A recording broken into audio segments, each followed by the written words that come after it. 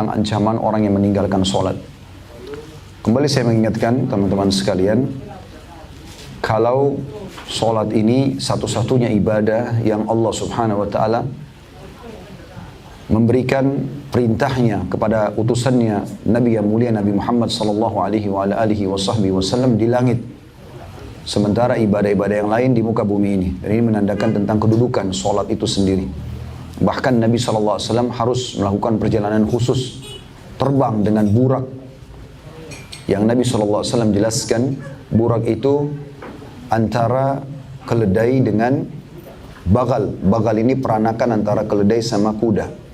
Memiliki sayap. Dan dimanapun matanya memandangkan sebuah tempat, maka kakinya sudah memijak tempat tersebut. Saking cepatnya. Lalu kemudian Nabi SAW tiba pada waktu sesaat saja di Baitul Maqdis.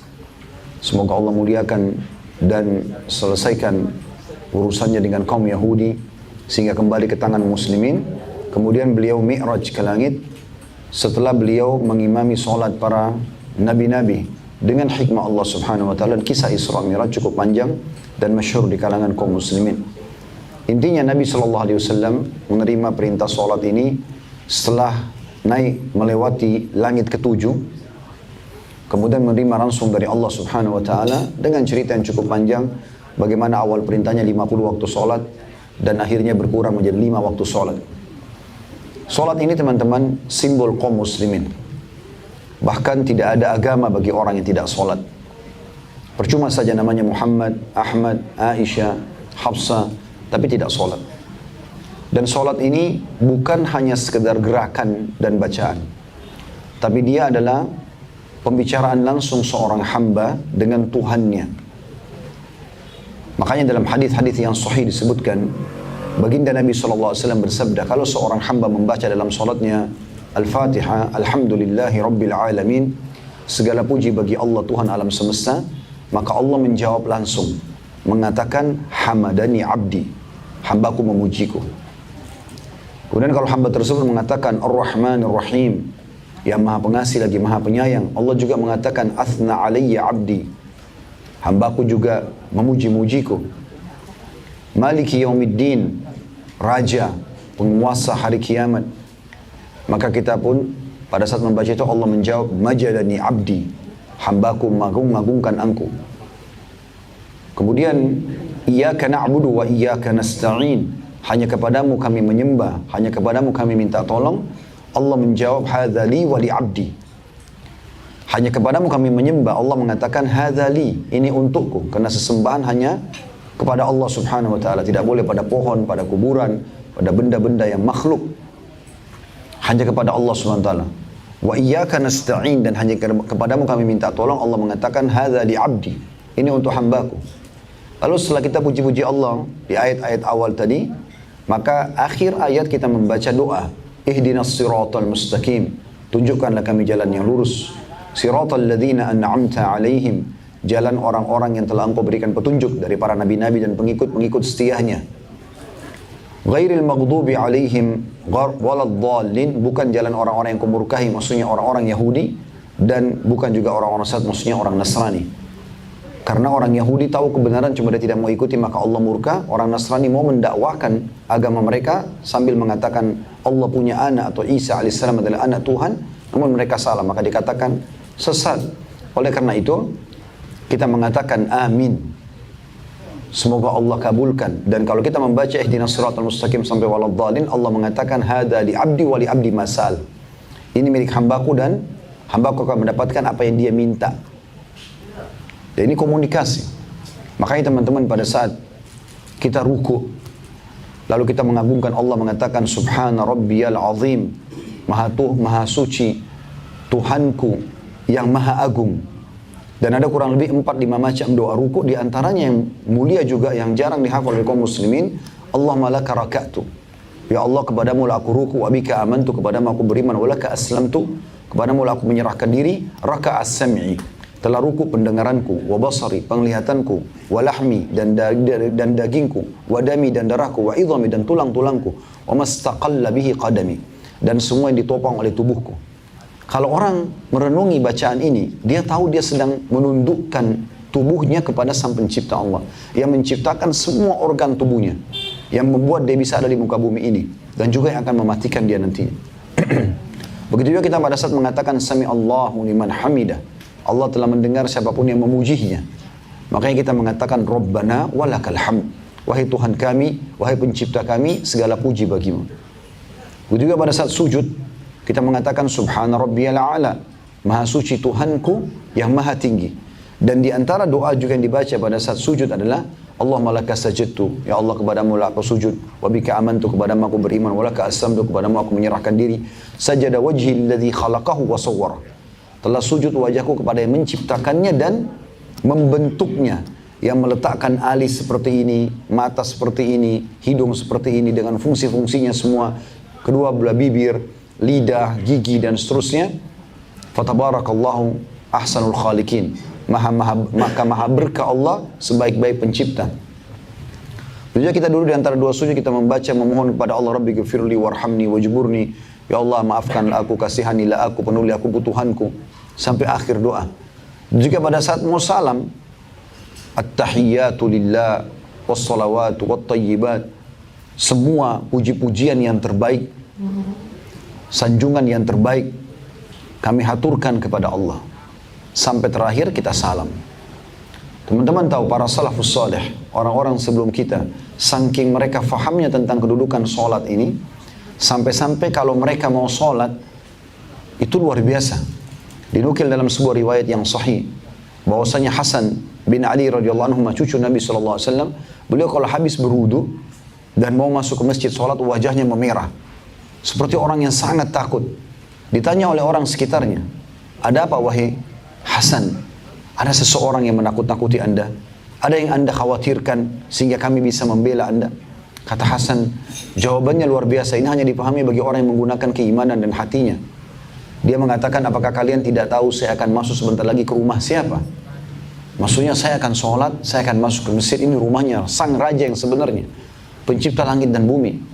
Banyak manusia takut pada manusia, dia lupa ada Tuhannya manusia tersebut.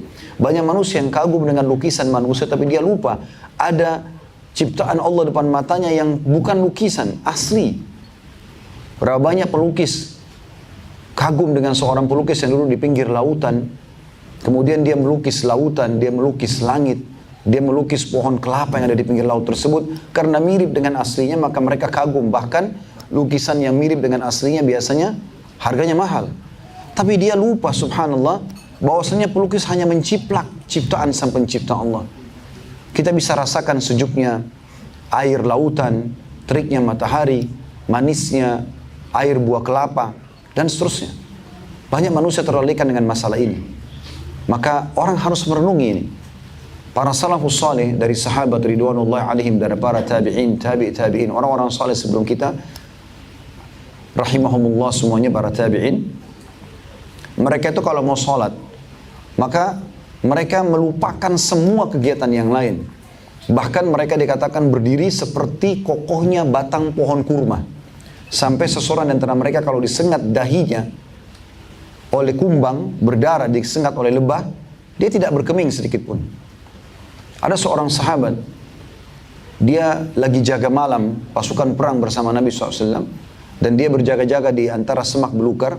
Maka ada mata-mata musuh datang pada saat dia lagi sholat malam, kemudian ragu apakah itu manusia atau tidak. Lalu musuh melepaskan anak panah tepat di arah jantungnya, di sebelah kiri dada. Sahabat ini tidak berkeming sedikit pun, sampai si musuh ini heran. Dia mengatakan, apakah ini manusia atau bukan? Dia ragu, dia melepaskan anak panah yang sama, dan ini ahli pemanah.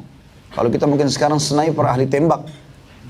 Dia melemparkan anak panah tepat di sebelah anak panah yang kedua, yang pertama tadi. Dan itu juga mengeluarkan darah, tapi sahabatnya tidak berkeming. Terus saja musuh itu melepaskan sampai 5-6 anak panah, sahabatnya tidak berkeming. Setelah itu sahabat ini sedang merasa ada berat di dadanya karena 5 buah anak panah dan darah mengucur, maka dia pun ruku. Waktu dia ruku, maka musuh tersebut melarikan diri karena sudah tahu kalau ini manusia. Tapi 5 anak panah. Bukankah kita saat sekarang teman-teman sekalian cuma digigit nyamuk saja sudah sulit untuk konsentrasi sholat? Karena kita belum memahami makna sholat itu. Kita sedang komunikasi dengan Tuhan kita Allah subhanahu wa ta'ala. Berikan makna sholat itu. Berikan haknya. Dia bukan cuma gerakan saja, bukan cuma bacaan. Ada sesuatu di situ, komunikasi kita dengan Allah SWT, absen kita kepada Tuhan kita Allah. Maka dijadikan antara sholat dengan sholat pembersihan dosa di antara keduanya. Karena memang kita melapor lagi kepada Allah. Dan selalu teman-teman sekalian usahakan pada saat dikumandangkan panggilan sholat, hayya ala sholat, hayya ala falah, kita selalu berada di paling depan. Supaya Allah SWT melihat kita memang berada yang paling pertama. Bukan selalu di belakang. Sampai kata Nabi SAW, Allah akan terus menerlambatkan rezeki, karunia kepada orang yang sengaja menerlambatkan softnya. Selalu malas, berada di belakang, tidak mau masuk ke dalam masjid. Padahal dipanggil oleh Allah SWT. Muadzin kan cuma perantara saja. Mereka cuma mengumandangkan hayya ala shalah, hayya al falah kena perintah syariat. Tapi yang panggil sebenarnya adalah Allah SWT. Karena orang Arab, orang hitam di Afrika, orang Melayu, orang Cina, ya Muslim kalau adzan sama, hayya ala shalah, hayya al falah. Ayo menuju mengerjakan salat, ayo menuju kepada kemenangan, gitu kan. Maka ini teman-teman sekalian, hal yang mesti difahami. Bagaimana salat harus punya makna. Sisi yang lain, jangan pernah berpikir saudaraku seiman, ibadah yang kita lakukan terutama salat itu dibutuhkan oleh Allah. Demi Allah, Allah nggak butuh dengan salat kita. Allah nggak butuh dengan sedekah kita dan zakat kita. Allah tidak butuh dengan zikir kita. Allah tidak butuh dengan baca Quran kita. Allah tidak butuh haji dan umrah kita. Allah tidak butuh dengan sembelihan kurban kita. Allah tidak butuh semuanya itu. Allah menjadikan syariat itu untuk kita. Dalam hadis Bukhari, hadis Qudsi, Nabi SAW bersabda, Allah berfirman, hai hamba-hambaku, sungguhnya apapun yang aku perintahkan kepada kalian adalah amal yang aku perintahkan kalian, dan aku akan kembalikan hasilnya pada kalian. Kenapa banyak orang sholat teman-teman, dia tidak renungi. Dia hanya sekedar gerakan, yang penting sudah sholat. Sudah sholat, sudah. Dia tidak punya makna dalam sholatnya, dia tidak tahu. Kenapa? Karena dia anggap Allah itu Tuhan butuh dengan sholatnya. Allah nggak butuh. Kita berumur 500 tahun dan kita sholat 500 tahun, Allah tidak butuh dengan sholat itu. Keliru kalau kita faham Allah itu butuh. Seakan-akan kita cuma store kewajiban. Yang butuh sholat itu adalah kita. Kalau kita fahami seperti ini, kita akan menjaga sholat. Karena setiap sholat itu akan kita lihat hasilnya pada hari kiamat. Kata Nabi SAW, nanti akan ada orang hari kiamat menerima setengah pahala sholatnya. Ada orang yang menerima sepertiganya, ada seperempatnya, ada sepersepuluhnya. Dan ada yang tidak menerima pahala sholatnya kecuali seperti, menerima sholatnya seperti baju yang diremukkan, lalu dilemparkan ke wajahnya. Karena tidak ada khusyuk. Dari Allahu Akbar sampai salam, semuanya cuma mengkhayal. Semuanya tidak ada maknanya. Kalau Anda menghadap kepada seseorang yang Anda segani, dari pemimpin negara misalnya, bagaimana Anda akan menjaga sikap, bahasa, penampilan? Maka itu dengan manusia, bagaimana dengan Sang Pencipta Allah Subhanahu wa Ta'ala? Berikan makna solat kita teman-teman sekalian, fahami. Dan Nabi SAW mengatakan awal amal yang dihisab dari seorang hamba hari kiamat adalah solatnya. Kalau solatnya baik, beruntunglah dia. Riwayat lain akan membantu amal-amal yang lain. Kalau sholat Anda sudah baik, maka secara otomatis akan membantu kekurangan ibadah yang lain. Dan kalau sholatnya rusak, maka akan rugi dan celakalah dia. Riwayat lain akan mengganggu ibadah yang lain. Maka perlu diperhatikan masalah sholat ini teman-teman. Bukan hanya sekedar gerakan, bukan hanya sekedar menyelesaikan, tapi konsentrasikan, ikhlaskan niatnya. Sempurnakan wudunya, sempurnakan gerakannya, sempurnakan awal waktunya. Semuanya kita lakukan dengan baik. Dan kita harus fahami sekali lagi, sholat itu kita yang butuh. Dan ini simbol Islam. Satu-satunya ibadah yang diperintahkan oleh baginda Nabi SAW untuk memukul anak kalau tidak lakukan adalah sholat. Kata Nabi SAW, perintahkan anak kalian sholat di umur 7 tahun dan pukul mereka di umur 10 tahun. Puasa tidak ada hadis seperti ini. Zakat, haji tidak ada seperti ini. Jihad tidak ada seperti ini. Tapi ini perintah syariat, disuruh pukul kalau tidak mau sholat. Artinya awal yang kita ajarkan sholat kepada anak-anak. Sholat. Dan kita pun sholat. Dan ingat teman-teman, bukan hanya sekedar setoran. Tapi kita butuh dengan pahalanya. Rugi waktu, energi yang kita keluarkan, tapi tidak ada nanti kita terima pahalanya. Karena hanya gerakan saja. Kalau pertanyaan muncul selanjutnya, bagaimana caranya supaya saya memahami sholat itu punya bobot? Bagaimana supaya saya khusyuk? Maka banyak kiatnya. Yang paling pertama, supaya Anda termotivasi mau menjaga ibadah. Semua ibadah, selain sholat pun sama. Baca janji Allah di ibadah itu. Mau mengerjakan ibadah apapun, baca janji Allah di situ. Misalnya, mau rajin sholat 5 waktu, on time, supaya tepat waktu di masjid, saf pertama bagi laki-laki misalnya. Maka baca keutamanya, ketik saja di Google, keutamaan sholat 5 waktu, keutamaan sholat di masjid, keutamaan saf pertama. Wahyu itu, ayat Al-Quran dan hadis Nabi SAW berbicara dengan hati manusia. Kita akan tersentuh. Kita akan lakukan itu. Mau rajin sholat duha, mau rajin sholat tahajud, mau rajin sholat apa saja, maka baca keutamaannya. Kemudian juga, kalau mau sedekah, mau zakat, mau bakti sama orang tua, mau haji dan umrah, mau jihad, mau nuntut ilmu, semua punya keutamaan. Buku-buku hadis banyak. Bukan tidak asing seperti Riyadhus Shalihin, buku Imam Nawawi rahimahullah. Semua berisikan tentang keutamaan dan juga ancaman. Keutamaan bagi yang melakukan ketaatan dan ancaman bagi orang yang melakukan kedurhakaan. Seperti juga buku yang sedang kita bedah ini juga membahas tentang masalah itu. Motivasi yang besar bagi ibadah-ibadah agar kita kerjakan. Jadi kita perlu tahu janji apa yang Allah berikan kepada kita kalau kita kerjakan ibadah itu. Itu hak kita. Boleh. Ya. Boleh kita tanya, kalau saya sholat malam Allah kasih apa saya? Itu wajar, karena memang Allah yang menjanjikan.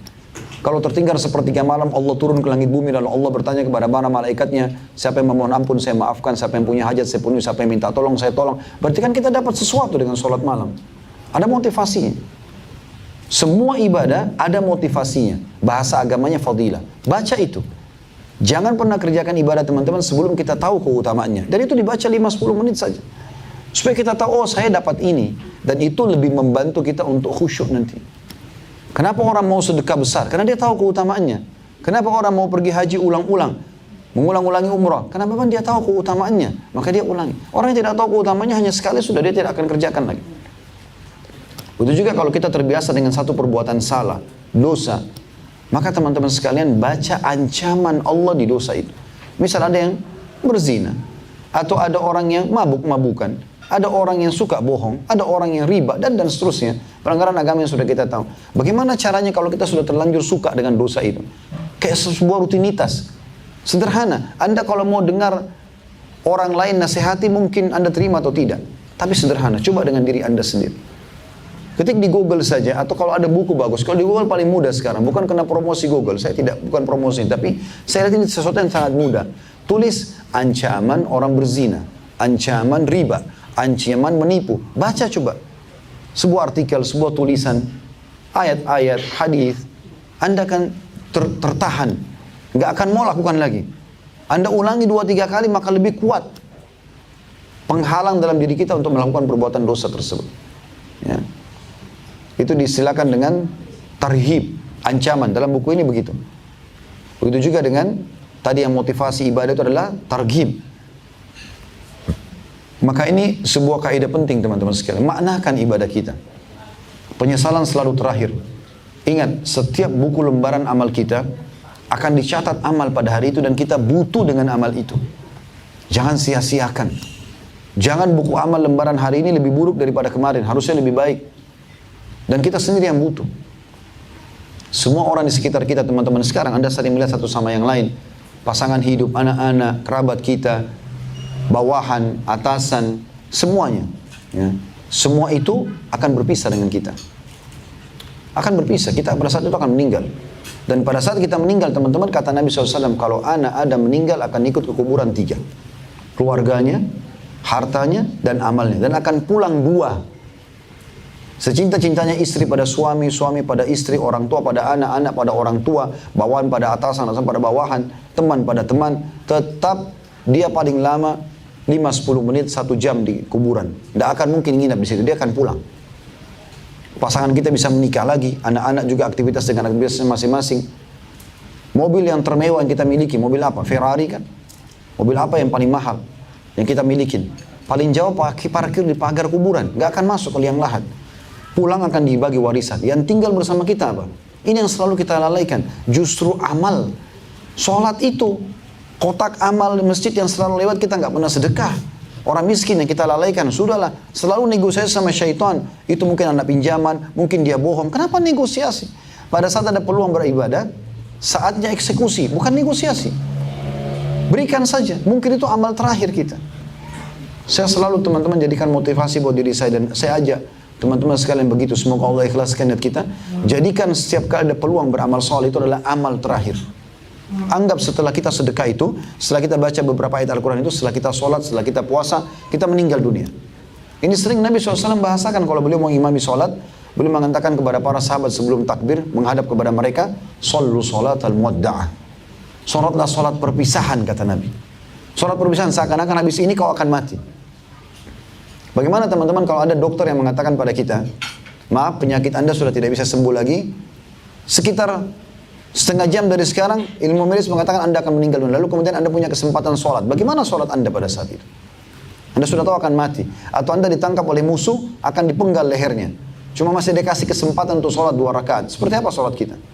Kita akan pasti jaga kekhusyuannya, karena ini sholat terakhir. Harusnya kita tidak harus tunggu vonis dokter, tidak harus tunggu ditangkap oleh musuh. Karena memang malaikat maut setiap saat bisa mencabut roh kita. Dan pada saat itu kita meninggal teman-teman hanya jadi kenangan saja. Semua ini akan jadi kenangan. Oh itu rumahnya, oh itu sepatunya, oh itu mobilnya, oh itu ini, dan dikenang saja. Setelah itu selesai. Berapa lama kita dikenang? Sebentar. Sekarang teman-teman hadir di sini. Masih ingat nggak kakeknya? Atau ayah kakeknya? Atau kakek-kakeknya? Mungkin bahkan kita tidak tahu namanya. Banyak jemaah anak-anak muda yang hadir di masjid. Saya tanya waktu itu di Jakarta. Tahu nggak nama ayah kakek? Nggak tahu. Akan Anda tidak tahu nama kakeknya. Apalagi kalau saya tanya kakek-kakeknya. Artinya generasi 2-3 generasi bahkan kita sudah dilupakan. Yang menjaga kita amal kita yang selalu kita lalaikan teman-teman sekalian. Maka jaga amal ini. Amal ini kita yang butuhkan. Terutama puncak ibadah adalah sholat. Ini penting sekali. Karena saya sudah katakan tadi hadis Nabi SAW, dia adalah awal amal yang akan dihisap hari kiamat. Kalau dia baik akan membantu yang lain, kalau dia buruk akan mengganggu yang lain.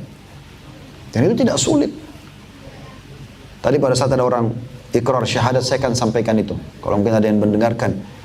Kalau dalam 24 jam, Allah cuma minta kita yang wajib 5 waktu sholat saja. 5 waktu sholat saja. Dan kalau kita kasih 10 menit per sholat, ini sudah lama sekali kalau 10 menit ya. 10 menit berarti cuma 50 menit. Masih ada 23 jam plus 10 menit. Kita boleh aktivitas yang lain. Ini sudah membantu amal yang lainnya.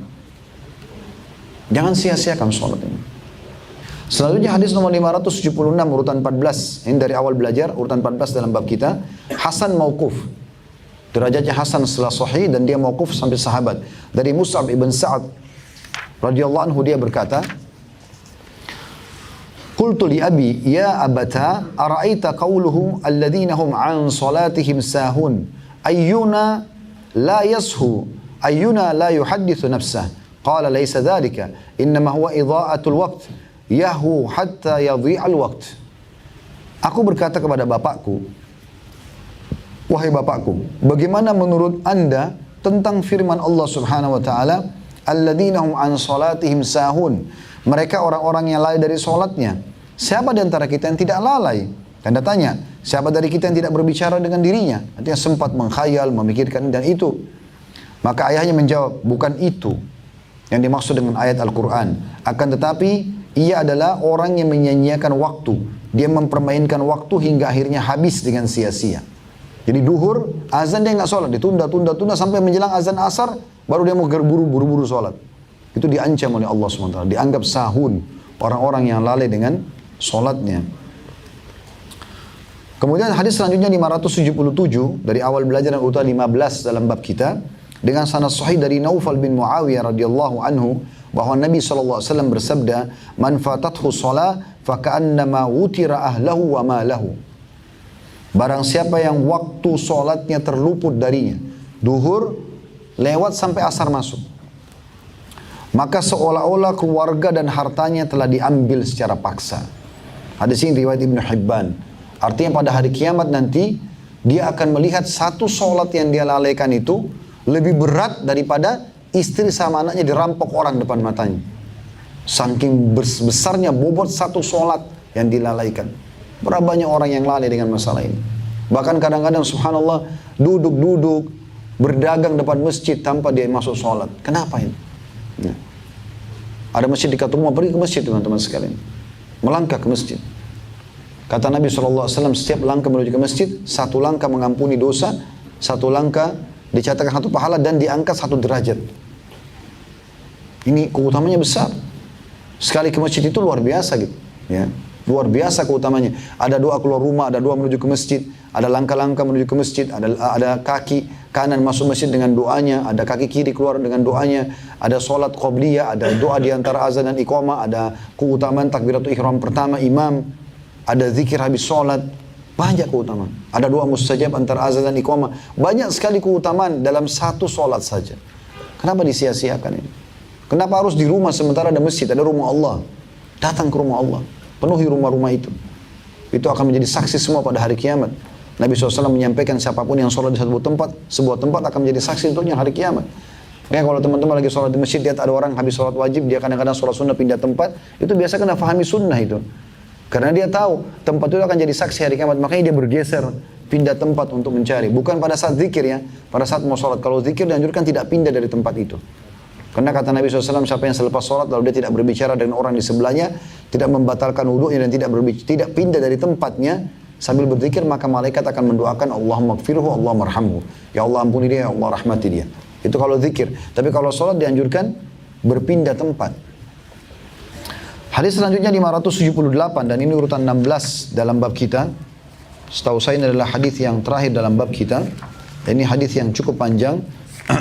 Ya, ini dalam penutupannya. Dengan sanad sahih nomor 578 dari awal belajar kitab ini, dan dengan ini kita menutup kitab ini insyaallah. Di Jumat akan datang kita akan lanjutkan di jilid 2 kitab ini. Artinya alhamdulillah kita sudah mempelajari 578 hadis yang berurut, dan kalau tidak berurut sudah lebih dari 600 hampir 700 hadis, karena dalam satu nomor biasanya ada beberapa riwayat. Urutan 16 dalam bab kita dengan sanad sahih dari Samurah bin Jundab radhiyallahu anhu. Beliau berkata, kana Rasulullah sallallahu alaihi wasallam mimma yukthiru an yaqula li ashabihi hal ra'a ahadun minkum min ru'ya qala fayaqussu alaihi ma syaa Allah an yaqus wa innahu qala lana dhata gadat innahu atani lailata ithnani wa innahuma ibta'athani wa innahuma qala li intaliq wa inni intalaqtu ma'ahuma wa inna atayna ala rajulin muttaji'in وإذا آخر قائم عليه بصخرة وإذا هو يهوي بالصخرة لرأسه فيثلج رأسه فيتضحده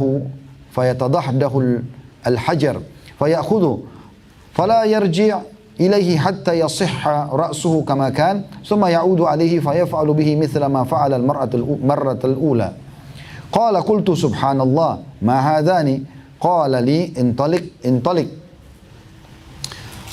فأتينا على رجل مستلق كفاه وإذا آخر قائم عليه بكلوب من حديد وإذا هو يأتي أحد شقي وجهه فيشرشر شدقه إلى كفاه ومنخره إلى كفاه وعيناه إلى كفاه dalam kurung قال ربما قال أبو رجاء فيشق قال ثم يتحول إلى الجانب الآخر فيفعل به مثل ما فعل بالجانب الأول قال فما يفرغ من ذلك الجانب حتى يصح ذلك الجانب كما كان ثم يعود عليه فيفعل مثل ما فعل المرة الأولى قال قلت سبحان الله ما هذان قال لي انطلق فانطلقنا فأتينا على مثل التنور قال فأحسبه أنه كان يقول فإذا فيه لغة وأصوات قال فاطلعنا فيه فإذا فيه رجال ونساء أورات فإذا هم يأتيهم لهو من أسفل منهم فإذا أتاهم ذلك اللهب ضوضوا قال قلت ما هؤلاء قال لي انطلق قال فانطلقنا فأتينا على نهر حسبت أنه كان يقول أحمر مثل الدم وإذا في النهر رجل سابح يسبح وإذا على شط النهر رجل قد جمع عنده هجارة كثيرة وإذا ذلك السابح يسبح ما يسبح ثم يأتي ذلك الذي قد جمع عنده الحجارة فيفجر فاه فيلكمه حجرا فينطلق يسبح ثم يرجع إليه كلما رجع إليه فجر فاه فألقمه حجرا قال قلت لهما ما هذان قال لي انطلق فانطلقنا فأتينا على رجل كريه المرأة فأكره ما أنت راء رجلا مرأة وإذا عنده نار يحشها ويسعى حولها قال قلت لهما ما هذا قال لي انطلق فانطلقنا فأتينا على روضة مؤتمة فيها من كل نور الربيع min kuli nawrir rabi'. Wa idza baina adh-dhahri ar-rawdati rajulun tawil la akadu ara ra'sahu tulan fis sama'. Wa idza hawla ar-rajuli min aktsari wildani ra'aituhum dalam kurung qad qala qultu ma hadza qala ma haula qala li intaliq fantalaqna fantahina ila dawhatin 'azimah lam ara dawhatun qattun a'zama wala ahsana minha qala li irzqa fiha fartaqaina ila madinatin mabniyatin bilabnin dhahab wa labnin fiddah فأتينا باب المدينة فاستفتحنا ففتح لنا فدخلناها فتلقانا رجالا شطر من خلقهم كأحسن ما أنت رائن وشطر منهم كأقبح ما أنت رائن قال لهم اذهبوا فقعوا في ذلك النهر قال وإذا نهر معترض يجري كأنه ماءه المحض في البياض فذهبوا فوقعوا فيه ثم رجعوا إليه قد ذهب ذلك السوء عنهم فصاروا في أحسن الصورة قال لي هذه جنة عدن وهذا منزلك قال فسمى بصري سعدا فإذا قصر مثل الربابة البيضاء قال لي هذا منزلك قال قلت لهما بارك الله فيكما زراني فأدخلها قال أما الآن فلا وأنت داخل قال قلت لهما فإني قد رأيت منذ الليلة عجبا فما هذا الذي رأيت قال لي إنا سنخبرك أما الرجل الأول الذي أتيت عليه يثلج رأسه بالحجر فإن الرجل يأخذ القرآن فيرفضه وينام عن الصلاة المكتوبة وأما الرجل الذي أتيت عليه يشرشر صدقه إلى غفاه ومنخره إلى كفاه وعينه إلى كفاه فإنه الرجل يغدو من بيته فيكذب الكذبة تبلغ الآفاق وأما الرجال والنساء الأراة الذين هم في مثل بناء التنور فإنهما الزنات والزواني وأما الرجل الذي أتيت عليه يسبح في النهر ويلقم الحجر فإنه آكل الربا وأما الرجل الكريه المرآة الذي عنده النار يحوشها ويسعى حولها فإنه مالك خازن جهنم وأما الرجل الطويل الذي في الروضة فإنه إبراهيم وأما الولدان الذين حوله فكل مولود مات على الفطرة فقال بعض المسلمين يا رسول الله وأولاد المشركين فقال رسول الله صلى الله عليه وسلم وأولاد المشركين وأما القوم الذين كانوا شطر منهم حسن وشطر قبيح فإنهم قوم خلطوا عملا صالحا وآخر سيئا تجاوز الله عنهم. Ini hadis memang cukup panjang, tapi karena kita membedah buku maka saya bacakan semuanya. Kita akan dengarkan terjemahannya. Penutupan bab tentang ancaman solat, orang meninggalkan solat. Kata Nabi SAW di antara atau para sahabat ini ya, di antara yang sering Rasulullah SAW katakan kepada para sahabatnya adalah, apakah salah seorang dari kalian ada yang bermimpi semalam?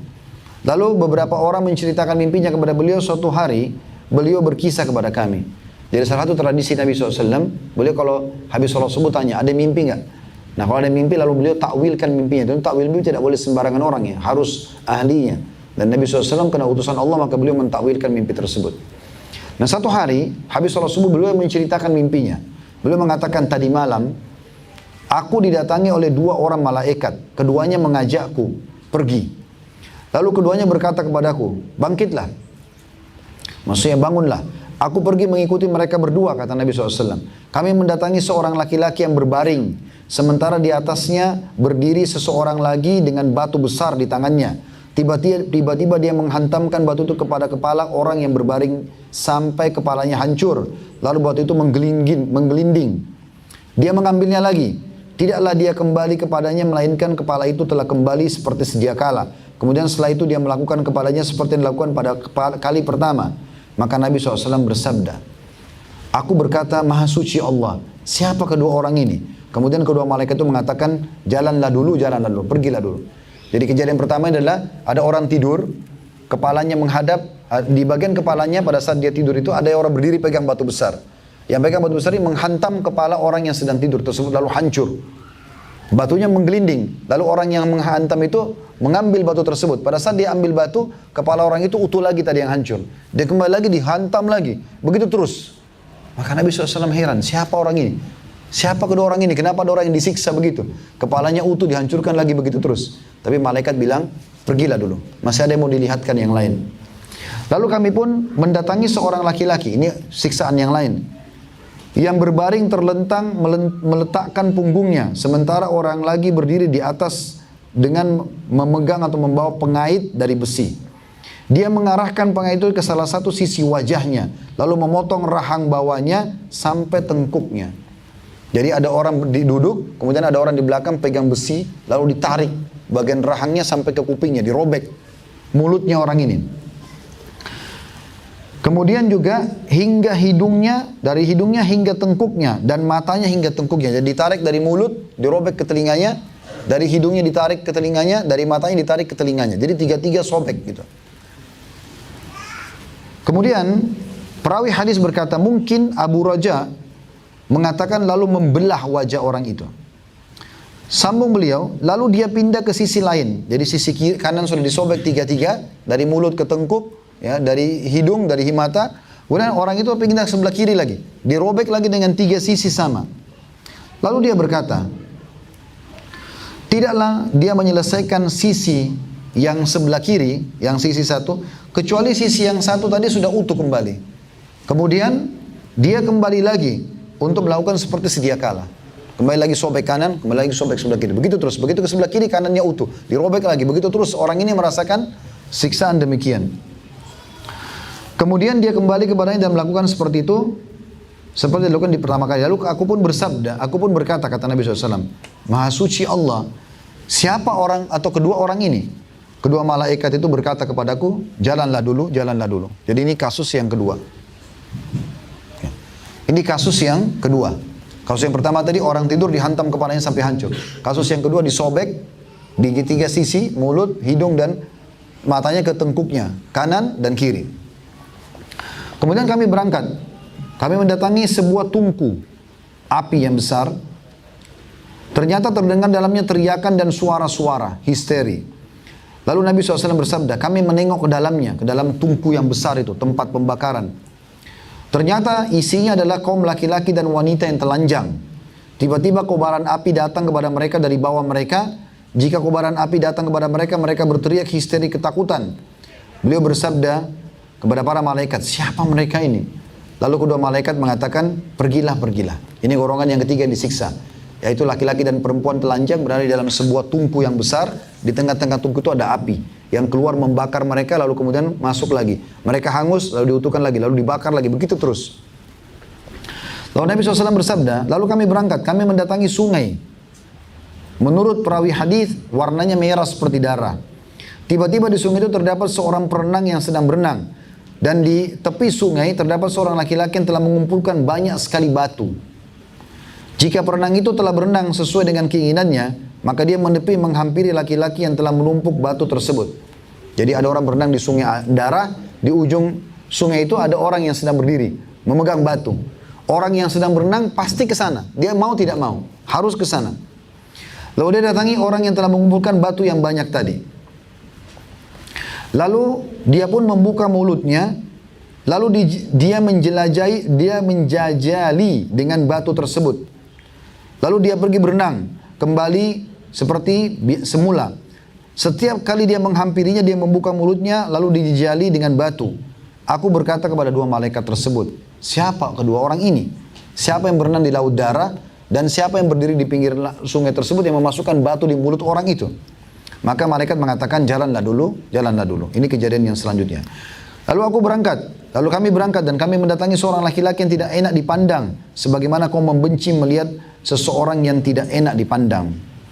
Ternyata dia mempunyai api, dia menyalakannya dan menjaga sekelilingnya. Beliau bersabda, aku berkata kepada kedua malaikat, siapa ini? Maka keduanya mengatakan, jalanlah dulu, jalanlah dulu.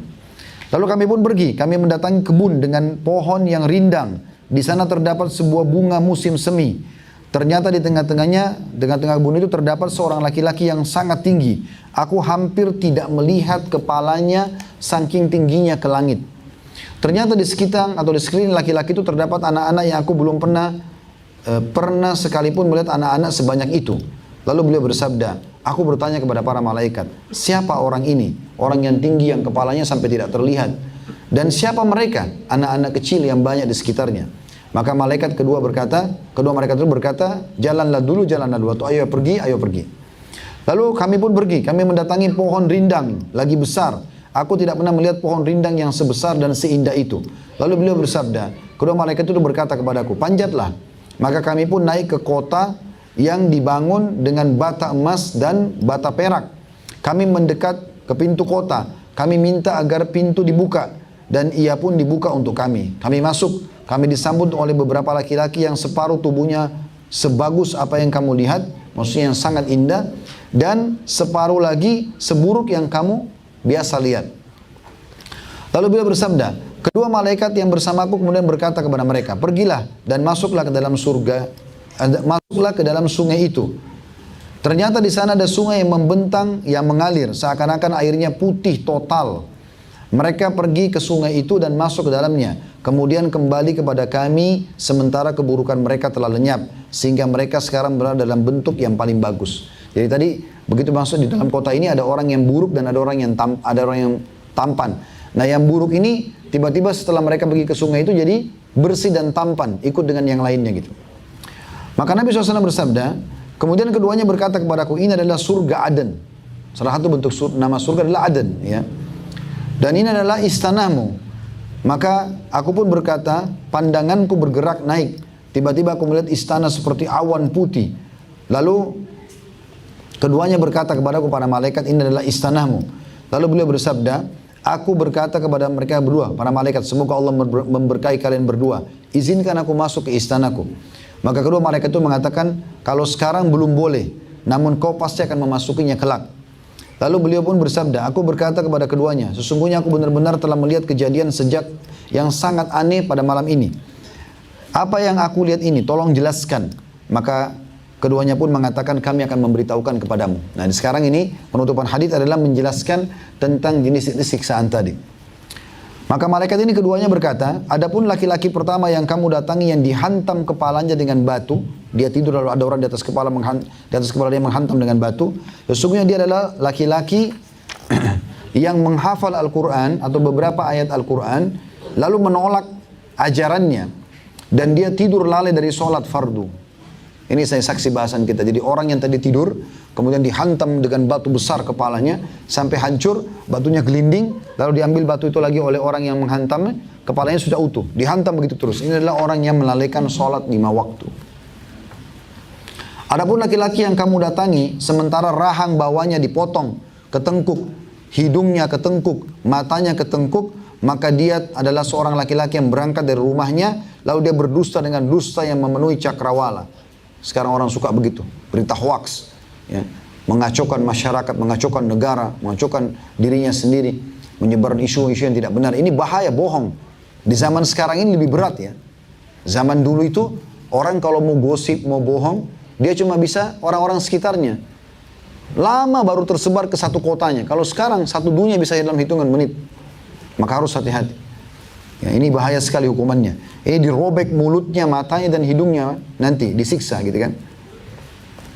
Adapun laki-laki dan perempuan yang telanjang yang berada di dalam bangunan seperti tungku yang dikejar oleh api adalah kaum laki-laki dan perempuan yang pezina. Ini dibakar mereka. Adapun laki-laki yang kamu datangi sementara dia berenang dan disuapi dengan batu mulutnya adalah pemakan riba.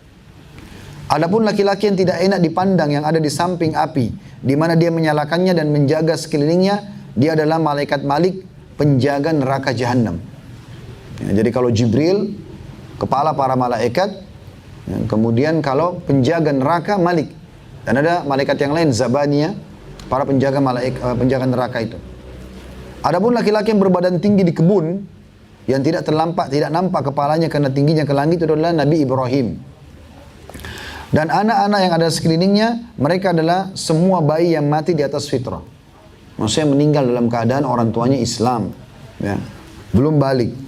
Perawi berkata, lalu sebagian kaum muslimin bertanya, ya Rasulullah, bagaimana dengan anak-anak orang musyrik yang meninggal sebelum balik? Maka Rasulullah SAW mengatakan, dan anak-anak orang musyrik. Karena kan mereka belum ada beban hukum. Mereka ikut bersama kelompok anak-anak yang meninggal sebelum balik tersebut. Adapun kaum laki-laki yang setengahnya bagus dan setengahnya buruk, maka mereka adalah kaum yang mencampur adukan antara amal baik dan amal buruk. Lalu Allah memaafkan mereka dengan cara dimasukkan ke dalam sungai. Saksi bahasan kita dari hadis yang panjang ini teman-teman sekalian adalah golongan pertama yang Allah subhanahu wa ta'ala hancurkan kepala mereka karena mereka melalaikan sholat fardu. Sholat fardu. Saya tutup teman-teman sekalian dengan hadis yang mulia. Ini sering saya ingatkan hadis ini untuk melihat dan menggambarkan mudahnya Islam. Ada seseorang mau syahadat di tangan Nabi SAW. Dia datang ke masjid Nabi. Nabi waktu itu lagi muttaki. Muttaki itu lagi sandar dengan sikunya dan kaki beliau melonjor. Lagi duduk santai dengan para sahabat. Orang ini datang lalu mengatakan, siapa Muhammad di antara kalian? Maka kata Nabi SAW, saya. Maka orang ini langsung mengatakan, ini sebelum dia syahadatin. Dia mengatakan, saya ingin tanya, wahai Muhammad, apakah Allah yang memerintahkan kepadamu untuk mengajarkan kepada kami 2 kalimat syahadat? Maaf, dia bilang begini dulu. Siapakah yang meninggikan langit? Kata Nabi SAW, Allah. Siapa yang menghamparkan bumi? Kata Nabi SAW, Allah. Siapa yang menurunkan hujan? Kata Nabi SAW, Allah. Kata orang itu, saya menanyakan kepadamu atas nama Allah yang meninggikan langit, menghamparkan bumi, ya, bukan menurunkan hujan, ya, menancapkan gunung-gunung. Apakah Allah memerintahkan kau untuk menyampaikan kepada kami agama ini, syahadat? Kata Nabi SAW, iya.